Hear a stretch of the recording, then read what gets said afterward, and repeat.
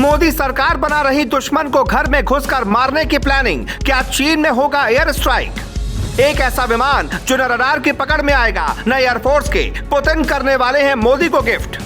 LAC पर हलचल, जयशंकर का बयान और सीमा पर युद्धाभ्यास। क्या भारत कर रहा है कोई बड़ी तैयारी?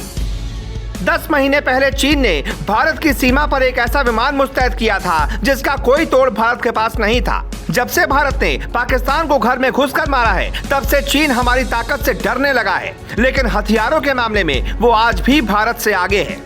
इस बात का डर कई डिफेंस एक्सपर्ट्स भी जता चुके हैं। 10 महीने पहले जब इंडियन एयरफोर्स ने कहा कि चीन के इस बम बरसाने वाले H-6 के विमान के मुकाबले के लिए हमारे पास कुछ खास नहीं है, हमें इसके मुकाबले के लिए Tu-160 जैसा खतरनाक स्ट्रेटेजिक बॉम्बर विमान चाहिए जिसकी रफ्तार आवाज से भी दोगुनी है, जो सेकंडों में सैकड़ों बम बरसा सकता है।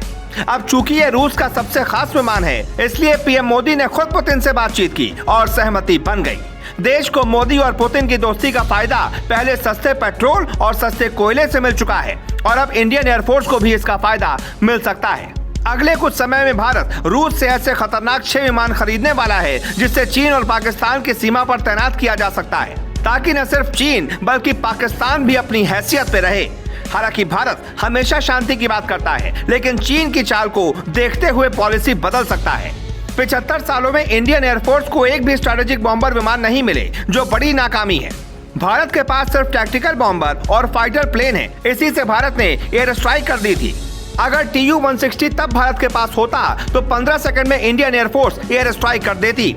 चीन के पास H-6K और अमेरिका के पास B-1 बॉम्बर है, लेकिन Tu-160 के मुकाबले बहुत कमजोर है। ये 52,000 फीट तक उड़ सकता है, 45,000 किलो बम ले जाता है, रडार की पकड़ से दूर रहता है। Tu-160 सेकंडों में सैकड़ों बम गिरा सकता है, इसीलिए अमेरिका भी इससे डरता है और चीन थर्राता है। अमेरिका की नाराजगी के बावजूद भारत ने रूस से S-400 खरीदे, जिसके बाद अमेरिका ने भी कह दिया था कि भारत रूस से हथियार खरीद सकता है। ऐसे में भारत अब बम बरसाने वाला विमान भी खरीद रहा है। अभी चीन की सीमा पर जिस तरह का विवाद चल रहा है, ऐसे समय में भारत को अपना डिफेंस सेक्टर मजबूत करना काफी जरूरी है। भारत के विदेश मंत्री एस जयशंकर 3 सालों से ये बात दोहरा रहे हैं कि सीमा पर हालात सामान्य नहीं है, इसलिए भी मोदी सरकार तैयारी में जुटी है। मैंने 2020 और 2021 में कहा है और 2022 में भी कह रहा हूं कि चीन के साथ हमारे संबंध सामान्य नहीं है। सीमा की स्थिति भी अभी सामान्य नहीं हुई है, यह खतरनाक स्थिति भी हो सकती है, इसलिए हम बातचीत कर रहे हैं। 15 दौर की कमांडर स्तर की बातचीत हो चुकी है।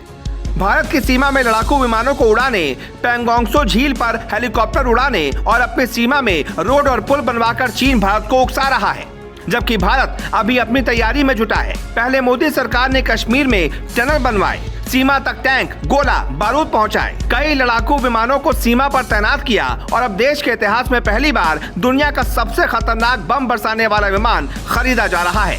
अक्टूबर महीने में चीन सीमा से सिर्फ 100 किलोमीटर की दूरी पर भारत और अमेरिका की सेना युद्धाभ्यास भी करने वाली है, जिससे चीन ज्यादा परेशान है। Bureau report, global Bharat.